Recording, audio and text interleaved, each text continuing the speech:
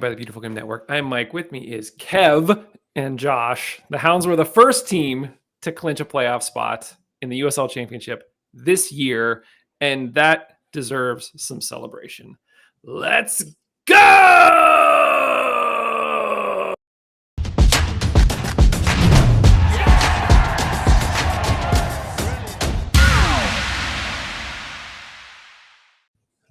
So in addition to it, let's go.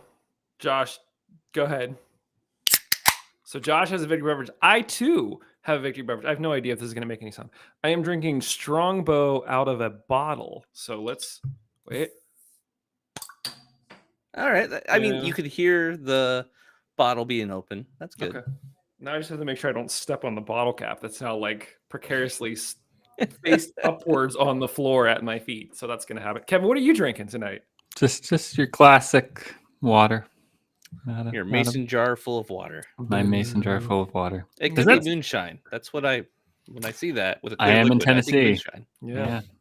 Yeah. This is true. I've had the commercialized, which I don't really understand. They're like, especially around the Smoky Mountains, in like Pigeon Forge and Sevierville, they have these like moonshine places. It's like, doesn't that defeat the purpose, right? Like the whole point of moonshine is like, it's made out of a bathtub in the backwoods or something. I mean, okay, that's not the purpose. I'm probably painting with a very broad brush, but it's supposed to be that it's like, kind of homemade batch kind of stuff, not like commercialized where you can just rock up to a store and just get it. Yeah, I consider moonshine DIY. Like it can't be something that's like mass produced. Yeah.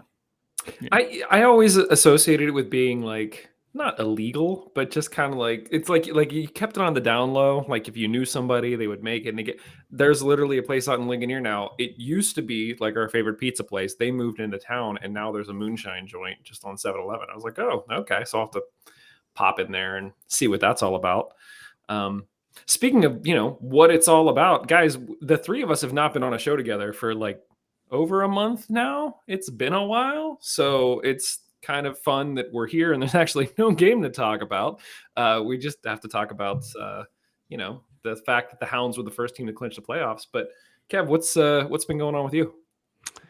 Nothing, just normal stuff. I have nothing to report. Oh, well, I mean, I have stupid like Seinfeld-y type things to report that like, what does that mean? Like, okay, so like there's a whole debacle. Like I went to go replace my like shower head, but that's not an interesting story. Like the punchline is, even though, I don't know, the pipe measures 3/4 of an inch, apparently all the connectors connected 1/2 inch, people. So, everything's pretty standardized. If you go to like a home improvement store and get a shower head, they're all going to fit 9 times out of 10. I didn't know that. I was standing there for an hour. Like, I was like, well, it says like 3/4 of an inch on my but like I measured it. It says 3/4 of an inch, and then everything's 1/2 inch. She's like, nah, it's like 1/2 inch. I was like, what? Anyway, she's like, listen here, protractor, just take this and go. Exactly. I've been I find myself often sort of lost in the world of YouTube Shorts recently, and so for some reason Dave Chappelle stand-up keeps coming up, and there was one about how he sometimes will start with a punchline. He has literally a fishbowl of punchlines that he'll start with, like reach in and grab one, and out it comes. So you starting with the punchline, unfortunately, did not make the lead up any better. But thanks, Mike. Good for you. Yeah. YouTube Shorts. How do you watch YouTube Shorts? Like, do you have them on your phone? Yeah. So it's basically TikTok, but YouTube. It's basically TikTok. Yeah. Every app is the same app now. Yes, it is. I don't know if you know this, but it's just like Instagram. What do they call them on Instagram? Reels. Yeah, they're all the same. But they all also try to mimic the other feature the other one has. So like you can watch long form videos sideways on TikTok now, which is a YouTube video. It's YouTube, yeah. Something like it's like TikTok's YouTube, YouTube's TikTok. Yeah, I found, but TikTok has a feature that I wouldn't mind in YouTube Shorts, where what I just learned the other day, like on TikTok, I don't have TikTok, but Riley does, and if you like long press like the left or right side of the screen, it like double speeds. Oh, that's sweet. Like I wish YouTube Shorts did that, and they don't. I mean, YouTube lets you do double time on their videos, right? But you have to like right click and like go double or something like that. Yeah, so you want to double speed a 5-second video? They're like a minute. Has our attention span really are like a minute, bad? Mike? Come on. Yeah, I got things to do, Mike. Like watch 75,000 more TikToks before the day's out, and that's not going to happen on its own.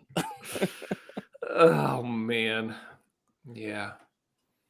What else has been going on? My guys are back to school. That's part of the reason why I wasn't here last week. We had a soccer game, but being as today is Labor Day, spoiler alert for those of you who just listen and don't watch, no game tonight. So I think next week we don't have a game either. So I should be around. I hope. Maybe we'll see. Fingers crossed. But basically, now through October, my availability will be more spotty, unfortunately, just because of high school games. And for those of you, I think I mentioned this the last time I was on, like a month ago. Because of my son, he broke his tibia last year playing. So now my wife and I have both said that at least one of us has to be at every one of his games, just in case something happens. Then we're there to rush him off to the hospital, which feels both very paranoid and justified. So that's kind of the space that I'm living in right now, is paranoid and justified. I have an important question. Have you had a beard for a while now? I really wanted to get onto that. I really wanted to talk about the beard. Yeah, apparently, it's really talking hard about work Josh, growing like, a beard. I don't remember you having a beard last time we talked, and it's only been like a month. It doesn't feel like it's been that long. Yeah. No, like, I don't know, maybe That's like a a few beard. weeks. Yeah. Yeah. No, the beard, it's, I don't even know if I would call it a beard. I don't know what it is. It's the transitional phase, maybe, but I don't even know what that means. So It's more of a beard than Kevin. See, I said Kevin, not Kev. Has. yeah, I heard. Yeah. Thank you. Yeah. But, Yeah, but it's about the same beard. It's about the same beard, if I'm being It is. honest. It just Yeah. his is lighter color. Yeah. Yeah. But Kev, let's be real here. Does literally nobody else calls you Kev? No. It's Yeah. just me. Yeah. It's just like this podcast and like maybe Dad, but like that's it. Yeah. Wow. Yeah. Now I feel like I need to like say Kevin, but like emphasis the just like You can Yeah. shorten his name the other way around. yeah. In. It just Mm, hey In. in. What's up? Yeah. Yeah. Your nickname's Talk about In. short attention spans. I mean, Well, I mean, like, look, my son's name is technically Benjamin, and most people short it to Ben, but sometimes we'll call him Jammin. So I could just call you In instead Jammin's of a Kev. cool nickname. usually Damn it, I yeah. let people do what they want, but I'm gonna veto that one. I don't like. Well, that's the thing with nicknames. You don't have a say. We decide for you. Keep it up, Mike. To see what Keep happens. it up. Ul. Keep it up, Ul. Ul. Yeah. Those people turning in to hear about the hounds are like, what the hell is this? No clue what's going on. No clue what's going on. Josh, anything new with you guys? I know you took a mini trip. It sounded like the mini trip went well. Anything else going on this week? No. Just got done hanging out with our friends, our godson's grandparents. That made sense. Yeah. So had dinner with them or brunch with them, Indian food. It was fantastic. Loved every minute of it. And yeah, Dude. that's the highlight of my week, really. I'll say, I don't know where you got your Indian food from, but I was back in that.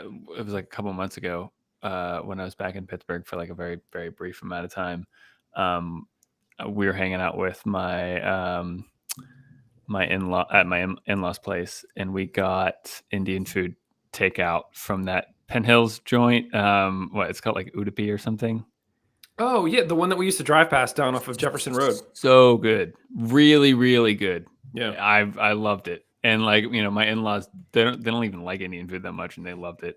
So yeah, I never ate it when I was in Pittsburgh, and then I come back, and that was the first time I had it, and it was so This was traditional homemade Indian food because even her better. family's Indian, so it was fantastic. Nice. Homemade Indian food. Kev, that place that you're talking about, we literally drove past it every single I know. week to go to church. I And know. there's a coworker of mine that at one point they were like, oh, where'd you grow up? And I was like, oh, Penn Hills. And they were like, oh, yeah, we went to this place like all the time. I was like, what? Like, because no idea. It was, so legit. Really good. Yeah. So if you're in the area, people. And I check it feel like it is important to bring up for Liz that she also made a crap ton of homemade pickles, canning pickles.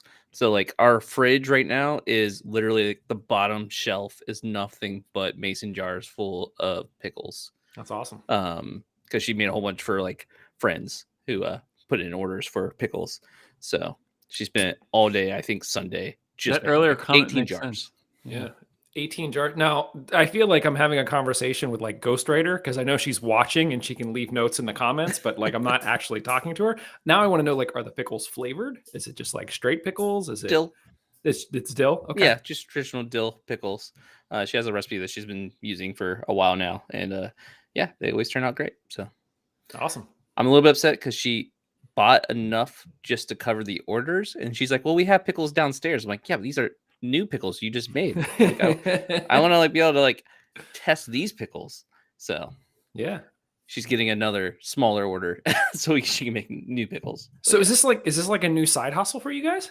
No, it's literally like just Like close friends and friends. family? It's Yeah. like, hey, who wants me to buy extra pickles? And then somehow this turned into who wants me to buy extra pickles slash, oh, I just bought enough for everyone, not for us. I'm like, Nice. Yeah. cool. I get it. Well, guys, I mean, I could spend the whole show catching up, and I'm sure that the listeners are like, just get on with it. So the Hounds are the first team to clinch a playoff spot. Tampa also clinched a playoff spot, but we were the first one to get that X next to our name. Speaking of, I'm going to diverge again.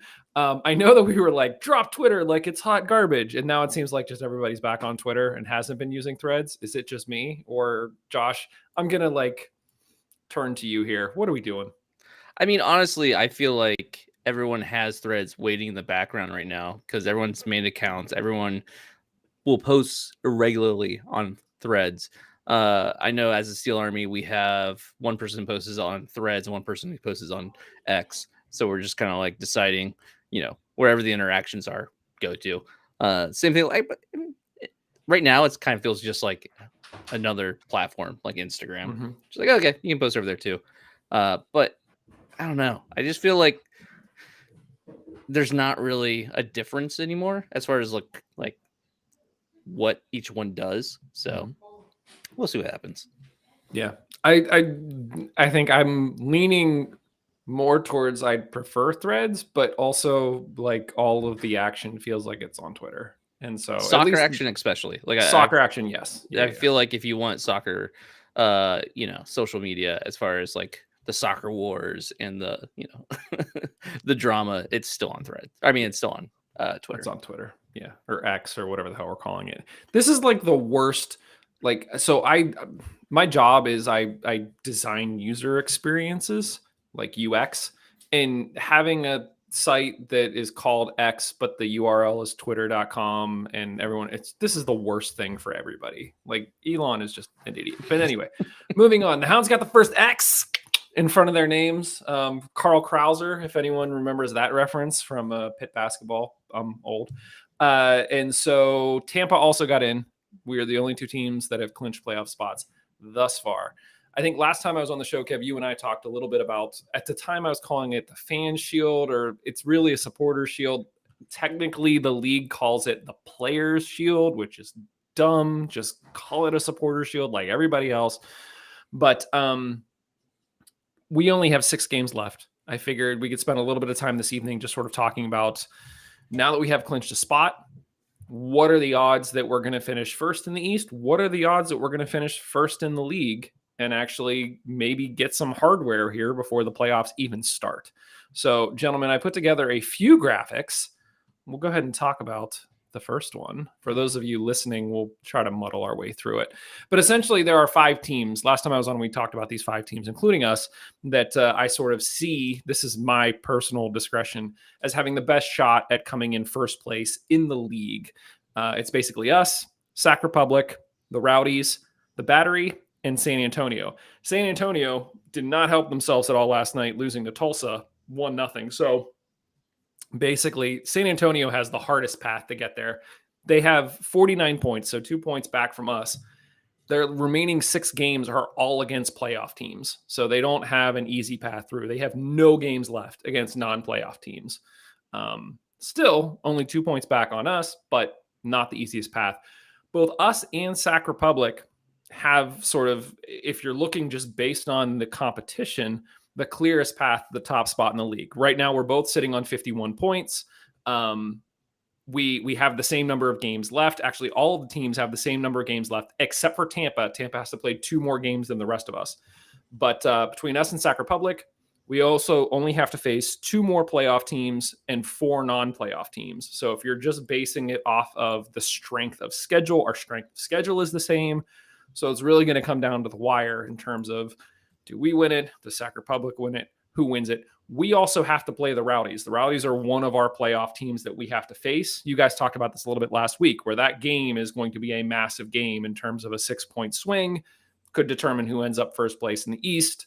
Could really do some damage there. So we'll talk about that game in a little bit once we get there. I really just thinking about the tiebreaker, which I know it's 6 games out. It's way too early to be thinking about tiebreakers. I have no idea what the tiebreaker is for the support for the Players Shield.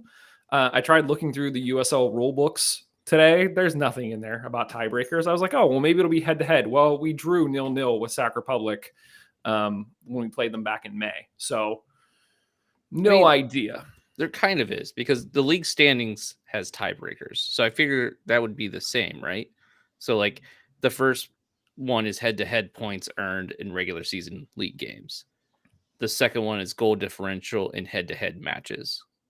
And then the third one is points per game versus in-conference opponents in regular season league games. So maybe that's it. I don't know. So, I mean, I feel like that would, because that tells you where you're at in the table. And so if that's where you're at in the table, the League Cup, or not the League Cup, but I mean, the Supporters Shield is whoever is in first place in the league. So if that decides what your position in the table is, then that should be also that. Yeah. I don't know. I guess we'll see. But yeah, so that's kind of where we're standing at this point, guys. Looking at this chart, right, with us currently sitting in first place, we've only got 2 playoff teams left to play, 4 non-playoff teams. Realistically, do you think we get this done, Kev? Do you think that we get the Player Shield? Player Shield, I think it's... I mean, I wouldn't put anything over like a 50% chance. I think Player Shield is obviously, I think, less likely than finishing first in the East. I don't know. I'd put our chances at like Player Shield at like 20%, 25%. So it's like, it's not terrible. But I don't know. Because I really think, weirdly enough, I think if we finish first in the East, then I almost think that we can get the Player Shield.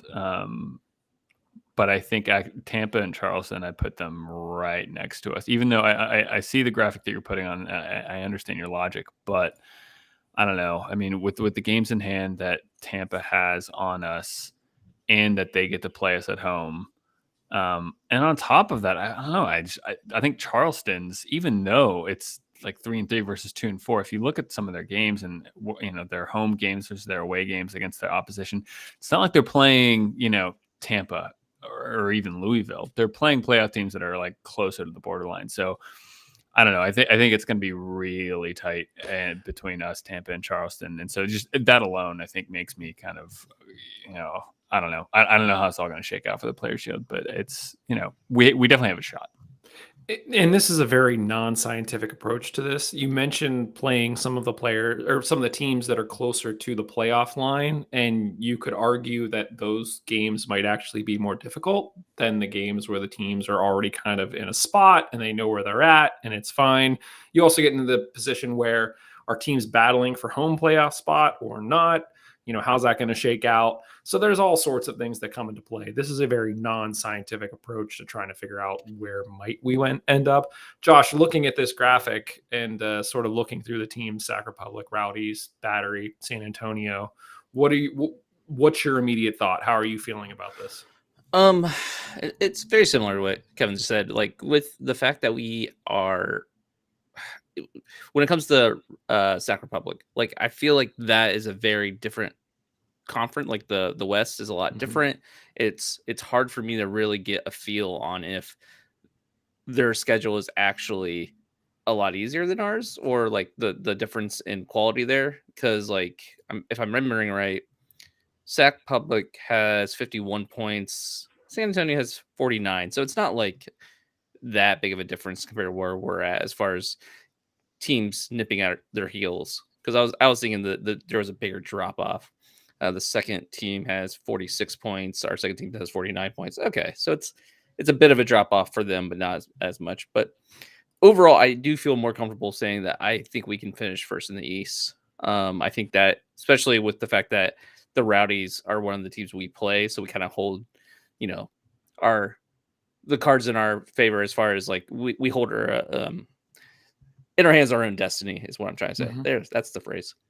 So I do feel like it's a pretty good possibility that we could finish first in the East. It's just so hard with the West Coast. Like I don't know what's going to happen over there. So I hate it because I feel like this is what happened last time, where it's like, hey, we finished first in the East, and but we didn't play any West Coast teams. But there is no such thing as like a conference, like a division, like just the East Coast first place and the West Coast first place. They combine the point or the tables at the end of the season, even though we didn't play each other at all. So this season, at least we played West Coast teams, so it feels a little bit more fair. Yeah, I do. I wouldn't be surprised if we do get it though. Like it's so unknown with the West Coast. Yeah.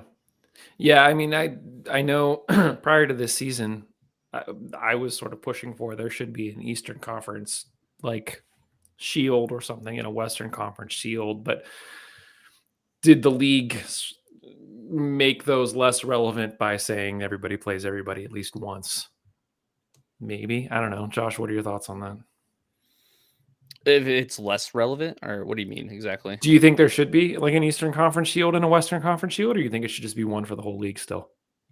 The fact that we do play Western Conference teams, it makes me feel much more comfortable saying that it's okay to have one table, the East and the West for the Shield. It was only when there was like no cross pollination at all as far as play goes and points goes that I felt like it should have been separate. But now that there actually are teams playing each other, it's not bound schedule, so it still feels a little bit hackney. Like you know what I mean? Like it doesn't show true talent if people like to say the West Coast teams are a lot harder. Well, if that's the case, then like it kind of sucks for them if the East Coast team wins just because they played easier opponents throughout the whole season than the West Coast. And you just don't know how that shakes out. Kev, what's your stance on things? Does this whole, player shield thing, does it matter? Yeah, for sure. I think. I mean, I want to win it for sure. But I think at the end of the day, it's more clear and tangible and in our hands if we say we were top of the East this season, and that feels more in control and that feels more somewhat legitimate. You're not banking on strength of conferences. You're not banking on a West Coast team having a great season or it being very top heavy in the or like bottom heavy, like top heavy as far as like the distribution of talent across the conference or whatever. So to me, yeah, I mean, the first thing is always trying to finish top of the East, and then kind of let the chips fall where they may. I'd love to be, finished with the most points at the end of the season. I think it'd be great. I don't think it's that that's not happened since we've been recording, right? No, we've been top of the East. We have not been we have not gotten the player shield or whatever they want to call it. Let me ask you this real quick. Considering sort of the appreciation of the European format, if we were to get the player shield, what do you rate more highly, the player shield or the USL Championship Cup thing that you win by the end of the playoffs? It's still playoffs for me. I mean, I don't know, just because that's what is kind of like historically sanctioned by the league. You know what I mean? It's like, this is how we determine. You make the sign of the cross. That's sanctioned by the league. Exactly. Like ordained from a higher power, i.e. guys in boardrooms deciding what's appropriate or whatever for a league.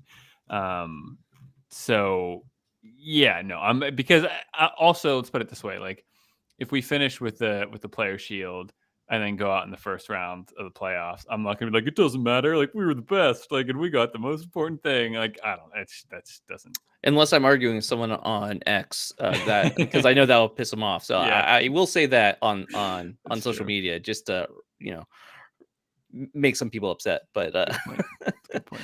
For myself, I feel like if it was a balanced schedule between East and West, I would feel much more comfortable being like, this is a huge, huge deal And like, not to take anything away from whoever wins it this season, like I do think it's a good thing to have and like a cool honor, and like you should be proud of it. Like that's a huge, you know, Yeah. achievement. But it's the fact that it's not a balanced schedule. It makes it a little bit more like at least the playoffs. Like, yeah, that's also kind of like a crapshoot, and it's like whoever's hot at the right moment, and one bad game, you're out, and so it's very unforgiving. But it's still the way it's always been as far as U.S. sports, and it has like a meaning there, and the fact that we haven't won it ever as an organization. Like right now, that's still like a big chip on our shoulders. Like we want that victory, and so the cup means a whole bunch to this team, to this club.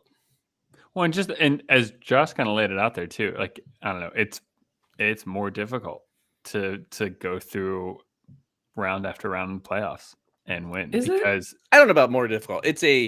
I feel like it's less scientific result of like who's actually the best team. I feel like it's a little bit more of a It's more Plinko game American. where it's just like, well, let's just see what happens. Like you That's have to be very lucky to get that's my point. It's why it's more difficult. It's because like okay. anything can kind of happen on that night, right? Like you kind of need. It's not just you're not taking a whole body of work and assessing it. It's look, you have like what you have a few one-off games, and if you have a bad night, you're done. Sorry. Whereas if an entire regular season, if you have a bad night, fine, that's one game out of 37, 36 or whatever. So Whereas in you're the not playoffs, arguing that the winning the championship is proof that you're a better team. You're arguing that it is a bigger achievement just because of the fact that it is so unpredictable. yes, yeah. I can even get behind. I don't know if you were making this argument, but I could get behind the argument saying whoever wins the Player Shield is kind of no matter what happens in the playoffs, the better team in the USL. I But think that's fair. I mean, other than the fact that it's not balanced schedule for the West or the East, so it Yeah. makes it a little bit more nebulous there. But I do think it is a bigger showing of who has a quality side if you're the top of the league at the end of the season than if you won the championship. yeah, Yeah, it's you're basically saying, who's the better team over what is it? What 38 weeks, 40 weeks? I don't even know how many weeks in the season. That's all A out lot. of it. I am. no, Versus there's like 34 or something. versus who's the better team over 5 weeks or however long the playoffs are. Mhm. So it feels like the playoffs. You kind of throw everything out the window, and it's just like who's the best team right now versus who's been the best team over a long period of time. So 34 games in a regular season. By the way. there you go. We get this. Yeah. Um, Yeah. I don't know. I obviously I want a cup. Like it all comes down to the fact that we need to win a cup because that is something we have never done. Well, let me ask you this. If, we're walking into Highmark Stadium next season and there's one piece of hardware there. Well, we'll look at it this way. If we walk into Highmark Stadium next season and there is a player shield but not a cup, does that make the 2023 season a failure? I'll say no matter what happens from here, 2023 season is not a failure. From the moments and memories we've had from going in the Open Cup, from having those results, having the average attendance that we've had, and short of losing every single one of our final games here, we're going to finish very close to the top of the Eastern Conference, and then playoffs are playoffs. So no, I from here on out, I wouldn't say anything is a failure for the 2023 season. I think it's been a really, really, really good season. Josh? Not a failure. Disappointment? I mean, we need that hardware. We so desperately need to get that off our backs. Like we have to have a trophy. And when I say trophy, I mean a championship. Like I don't mean a supporter shield or whatever. I'm with Josh on that one too.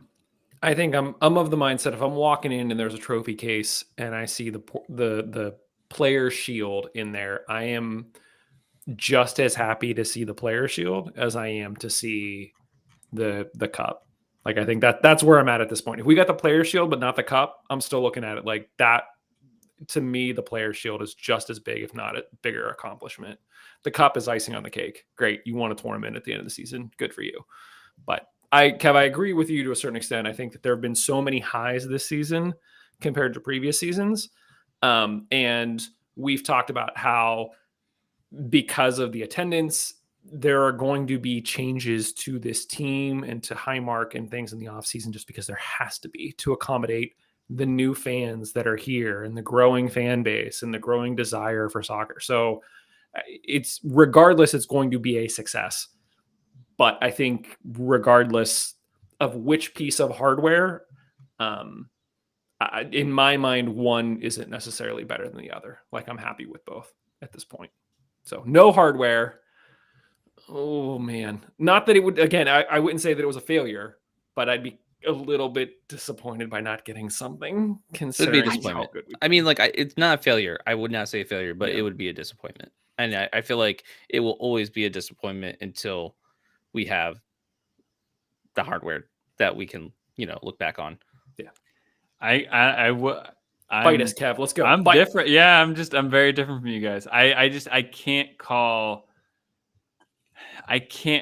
not having like hardware at the end of the season a disappointment. I think it's too hard in a playoff scenario, especially we don't have the track. I mean, we haven't reached the final Ever.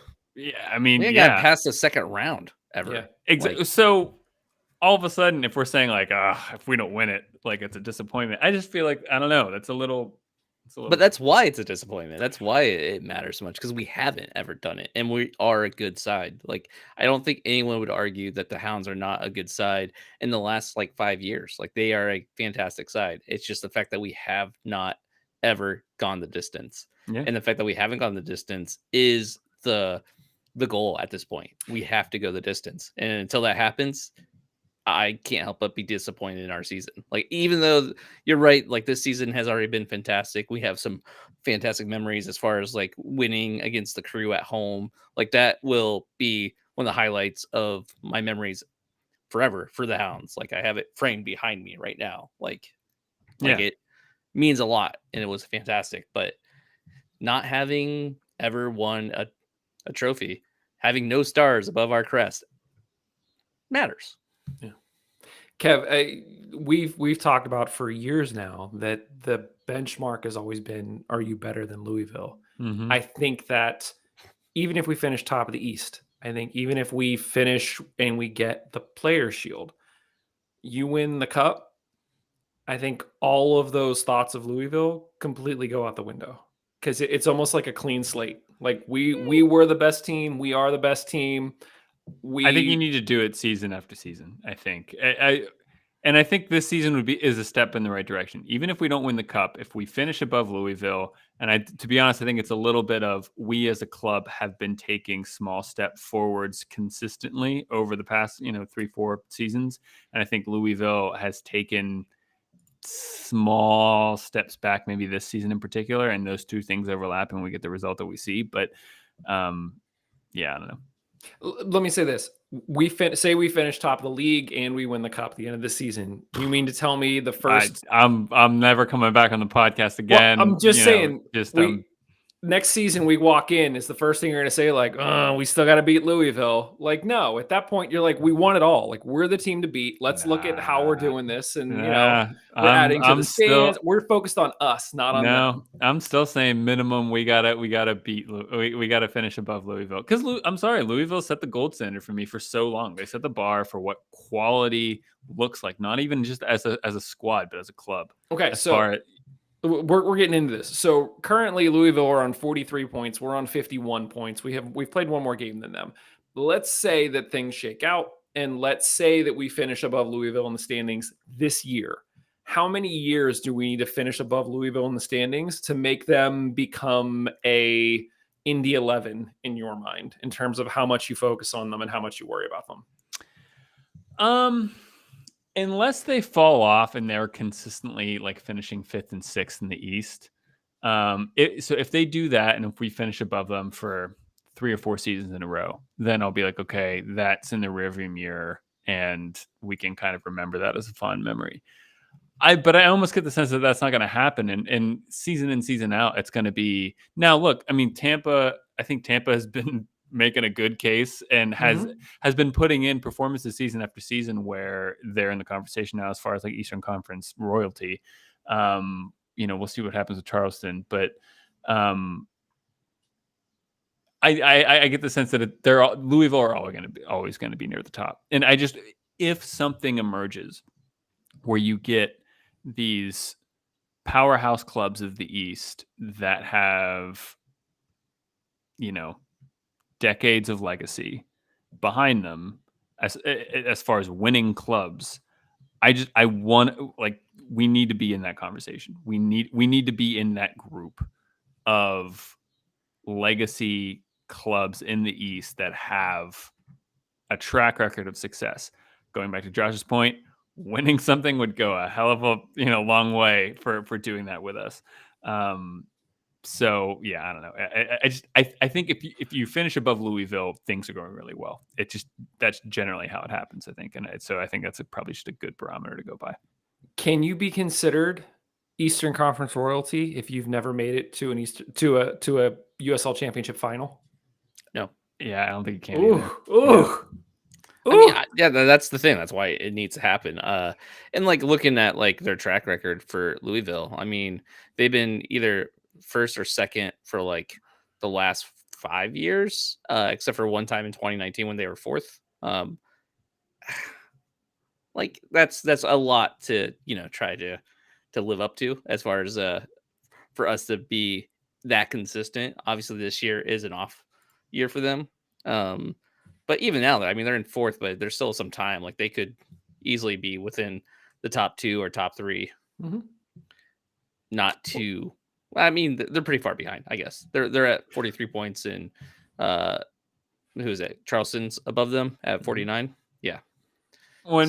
Mike, you're silently communicating by throwing up this graphic. I think your point of trying to say, well, look where they are this season, and they're not doing. No, that's Josh not my makes point. a really good point of they've been killing it these past couple seasons as far as what they've been able to accomplish in the East and in the USL, like more abroad. So I do want to point out one thing though. Even with that said, with them finishing in the Eastern Conference first or second, so consistently, overall, they have not been in first place overall in the league table since the sheet I'm looking at goes back to 2017. They haven't gotten first in the entire league ever. Let me ask you this. Yeah. Kev, you mentioned the idea of Eastern Conference royalty. Okay. I kind of like that as a visualization. If you had to pick 4 teams that you would dub to be Eastern Conference royalty, no idea. Who would be included? I'll tell you who might, like, just sort of looking at the table as it is right now, which includes all of the Eastern Conference also teams. remember, this is one season. I know. I'm saying, like, at this point, you have to throw out all teams that have previously been in the East because they're not here right now. We can only play with what we have, and based on the idea of, we're looking at teams who have successfully done it year after year. They're constantly in playoff contention. When you think of the Eastern Conference, these are the teams that you're worried about before we've even kicked a ball, because you know that as an organization, they're going to put out some good team. I think that of the 4, you have to consider a top 3 of Pittsburgh, Louisville, and Tampa Bay in whatever order. I think that consistently over the past few years, we've always been in the playoffs. We've always been a top team that other teams worry about. Outside of that, you could sort of flip in anybody. I think Charleston has done really good this year because they got a new coach who they stole from Memphis. Indy has been up there at times. Birmingham has been up there at times, but otherwise, it's hard for me to say who that 4th team would be. I'd love to say the Battery, just from an old guard shield standpoint and like an original team kind of thing, but they've got to do it more than one season. So I don't know. I mean, looking at the table, if you had to pick a top 4, first of all, Josh, do you agree with my top 3? And is there a clear top 4 for you? I mean, I think you're adding too many teams into such a grandiose title, like royalty. I don't think there should be 4 teams considered royalty. Okay. So how do you define royalty? I mean, to me, that just means that the team consistently over a long period of time has shown quality, and there's not many teams that have not, kind of boomeranged around in this league, going from bad to good to bad to good. Uh, Louisville is one of those teams that has been consistently good pretty much since they joined the league. Like Mhm. they really haven't had like a terrible season. This season might be their worst, and it's not bad. I mean, they're in fourth place. It's not like it's terrible. Um, Tampa is another one that I feel like is probably consistently over to like they haven't really wavered that much. They're usually up there. And I mean, like in the Lily era, I will say Riverhounds, obviously. I have been up there, but it's just the fact that we haven't freaking won any Yeah. hardware that makes it really hard to be like royalty. Um, but they are always a contender in the modern era. So So I'm you have, selling us short a little bit. I'm not calling us royalty just because we have no jewels. so you're Yeah. saying it's like 2.5. We're at Tampa Yes. and Louisville, Yeah. and we're kind of the half. Kev, do you agree with that? Yeah, I mean, Tampa, I think part of my whole like royalty definition is like, you kind of have to like exist for more than 5 years. And Tampa fits it. Tampa, they've been around for more than 5 years. That's what okay, like Well, they've also existed outside of the USL. That Like doesn't they count. are a historic team. Meh. I feel like they just bought the name. Like Well- at that point, it doesn't really like especially American sports, Like having Beth the stealed name it. means Yeah. jack all. Like Yeah. it just means you bought the name and therefore you are now inheriting that history. Like it doesn't, not the same front office, not the same players, not the same coaches. Like it's just completely whole hog a different organization. That's fair. But Kev, do you agree with the 2.5? what? And what? It was Charleston. No, it was Louisville, Tampa, and we were the half. Louisville, Tampa, and we're in the half. Sure. Tampa, I would almost put Tampa as a half too.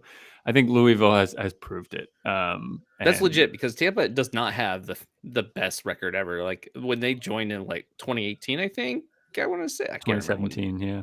17, 12th place in 2018, 5th place in 2019, 4th in 2020, 1st in 2021, and 3rd in 2022. And that's conference. That's not overall. Yeah. So I don't know. I think us in Tampa need to do it a little bit more. And weirdly enough, I think just because of how long Charleston has been around, I think if Charleston have a couple seasons where they're finishing top 3, I start to consider Charleston again too. But yeah, I like this. This is fun. Well, let me so just for kicks, just to sort of see what you would think. If I asked you for Western Conference royalty, and I don't have a list of Western No Conference idea. teams, there's no list of Western Conference teams to pull up. Is there any team that comes to mind to you right off the bat? Sacramento Republic. Yeah, Sacramento. I'm the same way. Like I mean, Sacramento. that's the team that That's the I team. will think of is Sac Republic. And I'm sure Western Conference fans would say Louisville. Yeah.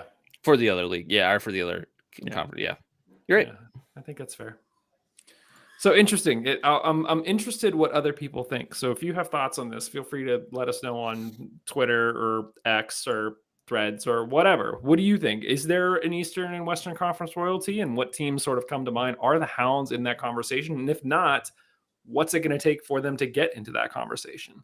So all really interesting stuff. Guys, the one other question that I had here before we sort of look at the Hounds' actual remaining schedule and talk just a little bit about the teams that we're going to be playing is the whole Golden Boot race. And the USL Championship site has been awful all day today. I keep trying to pull it up. You might have seen me look at my phone multiple times during this episode, and I did it earlier. And the stats just aren't loading. You go to the page for who's in the Golden Boot race, and it just says loading, loading, loading, nonstop. We know that Dequa has 14 goals. Here's the question. We have 6 games left. Does Dequa get to 20 goals and have a 20-goal season as a Hound? We have 6 games left. That's 1 goal a game. We know he has a penchant for scoring more than 1 per game, so he doesn't have to score in every game, but he can get multiples. Josh, does Chico get to 20? I'm Would it gonna be a help if little I bit put our controversial and say no, but I'm gonna caveat that because Dequa is not our only goal scorer. Like we are in a position as the Hounds where we are not relying on one player to score all of our goals, despite the worries we've had all season about that being the case and feeling like we were desperate to have Dequa back or we were not going to score. That has not borne out, and I feel like we do not rely on him for all of our goals. So therefore, not all the through balls, not all the crosses go to Dequa because they don't have to, and therefore he has less opportunities compared to some of these other players that are in the golden boot run who are kind of the one person that scores goals for that team. Are you able to see the stats right now, Josh? I am not, Yeah, I'm not because either. they're not loading, so I'm just going off the cuff here. But I don't feel like Dequa is a linchpin for the Hounds enough to be consistently getting served balls and getting opportunities to score these goals. He has to fight for these goals a lot more on this team than I feel like some other players have to fight for their goals. That's fair. Kev, do you think he gets to 20? No chance, and I don't even think that's controversial. No Like, chance. Like no. not even like a 10% chance. No, I guess scoring a goal a game over a 6-game stretch is really difficult, and so it's possible. Of course, it is. He's But, gonna I get a mean, hat trick against Loudon this week, and you're gonna be like, ah, crap. Mike, you said he's on 14 goals? Yeah. Yeah, we played 28. Like I he hasn't. That's not. He was injured for a period. I know. Listen. I'm not. I think you're right. I don't think he gets to 20, but I think saying no chance is a very strong statement to make. Well, just because I think the way you pose the question and the way Josh talked about it, I want to come out a bit more strong with my language to kind of like just contextualize how I feel about this. No, I don't think he does. The only reason I think there is a chance is much more than no chance because of some of the opponents we are playing before getting in those 6 games. Like there are some opponents that are, as we saw with the list, like Loudon is not exactly a fantastic team. Detroit's not exactly a fantastic team. Now that's at Detroit, so it's going to be a little bit more difficult. But there are teams on this list where I feel like we could go on a tear, and in those opportunities, Dequa might be able to get multiple pass in one game. I don't think he's going to get all 6, obviously, but like 2 or 3, and then therefore making it a lot easier to get to that 6 number. Yeah, looking at sort of the Hounds' remaining schedule here for the rest of the year, we only have 6 games left. Just looking at the month of September, we're back to having 3 games. 3 out of the 4 are at home, so that's a nice turn. Starting this weekend, we have Loudon, and we also don't have any other midweek games. It's basically 1 game a week for the rest of the way out, so that we have plenty of time to rest, plenty of time to game plan. We're past all of that. That's one of the big advantages that we have over somebody like Tampa, who does have 2 additional games that they need to make up in between here. But so we have Loudon this week. We are away at Miami the following week, and then we're home for 2 games against New Mexico and Tulsa. And then we finish the season on the road at Tampa and at Detroit. We've already said how big that Tampa game is going to be. Detroit is the closest thing that we have to a rival at this point. It's not really a rivalry if you're curb stomping the teams, but whatever, that's fine. Guys, I mean, sort of looking at this, I mentioned a little bit earlier about how, to a certain extent, we sort of have our destiny in our own hands, and that if we win out, then we would be relying on Sacramento to win out to match our tally, and we would need Tampa to win every other game except the game against us for them to beat us, which is less likely. What is looking at the schedule, looking at these teams? If I set the point total after 6 games at what? The max amount of points we could get is 18. So if I put the points total at 12, set the over under at 12 and a half. Kev, are you taking the over or the under at 12 and a half on 6 games? Dude, I got to do math. Yeah. 3. That's more than 4 wins in 6 games. 4 wins, a and draw. 2 losses. Yeah. I'm taking the under on that one. You're taking the under? Yeah. Wow. I think I think WoW will be favorite for all our home games, and I think it's very possible that we get 3 wins in our 3 remaining home games. Um, I think the away game against Miami will be tough. The away game against Tampa will be very tough. And Detroit, I just don't know. So yeah, I mean, and it just goes back to the whole like kind of reversion to the mean kind of thing. Yeah, I don't think if you randomly select a 6-game stretch for the Hounds, I don't know how often we're getting more than 12.5 points. Oh, Josh, what are your thoughts? Yeah, that's a pretty tall order, I feel like, to pretty much say we have to win 5 out of the 6 games, or at least win 4 out of the 6 and then draw a game. Mm-hmm. It's kind of like what you're saying there. So we have to get points out of all but one of these games. The Rowdies game is going to be tough. It's at Tampa. Mm-hmm. So that one right there is like what I'm not going to count on. Even though I do think we are better than the Rowdies, at home. Well, for the Rowdies being at home, let's say no points there, and then Miami. That's probably a pretty easy game. Not easy, but I don't know. I'm just looking through it. Like I do think it's possible, but it would be a huge achievement to get that many points. I think I my don't know about you. It would be an achievement to get that many points. I think my concern is that if we consider ourselves the top team in the league, or we consider ourselves sort of the front runner, maybe we don't. We consider ourselves a front runner to win the playoffs and win the cup. If we're looking at these 6 games and saying that the best we can do is win 4 of them and not pick up points in the other ones, then I'm a little bit concerned. Like I'm not thinking that we're necessarily the best team, especially when, Loudoun is not a playoff team. Miami is not a playoff team. New Mexico is not a playoff team. At this point, Detroit is flirting with the line. Tulsa is flirting with the line, and we know where the Rowdies stand. So the fact that 3 of those games are at home, those games should all be easy wins. There's 9 points right there. So then that means that between Miami, Tampa, and Detroit, we'd have to pick up 4 points to get the over. And I feel like if we can't do that, then not that I'm worried. I know that there's a lot of variables and you play the game that's in front of you. I get all of that. But you kind of have to go into these games expecting to win and playing like you expect to win. And if we don't, then maybe I am. I mean, we don't want to limp into the playoffs either. Like, we don't want to win the first 4 and then go into Tampa and get a loss and go to Detroit and get a draw. Like, that's not going to make me feel very good. So I think it's like even. I agree with you, Mike. The likely outcome is the 3 home games is 3 wins. It's really hard to just be like, okay, well, that's 9 points, and we can just push that aside because it's sport, it's soccer, anything can happen. You can get a red card in the first 10 minutes, and something happens, right? So I don't know. It's really hard. I don't disagree. Yeah, I'm taking the over. I'll take over 12.5.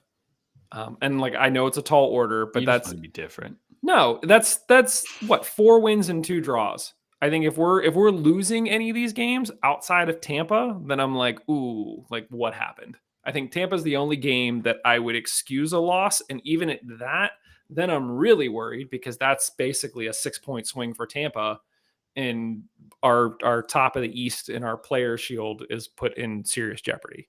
So, yeah. That's what we think.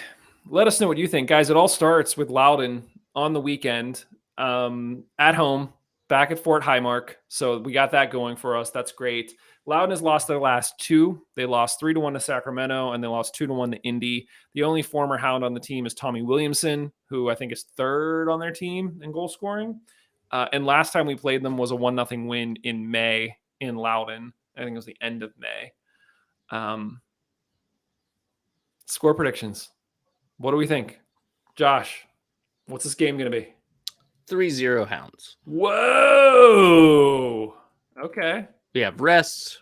We have a team that's not that great coming into Highmark, and I feel like the team's going to be hungry. And yeah, this is a game where you have some fun.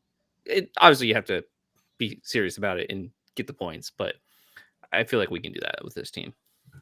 Kev? Yeah, I mean, I could see that. I'll say 2-0. All right. Kev says 2-0 win. I'm going to step it down one more. I'm going to say 1-0 win. I don't know why. I would love to see this team go off and Josh, like you said, get 3 goals. And in reality, I could see it being 3 goals.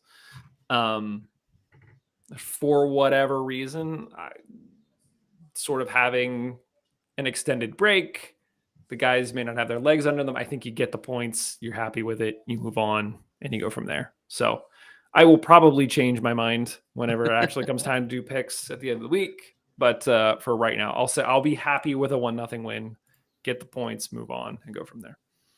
Yeah. 3, 2, 1.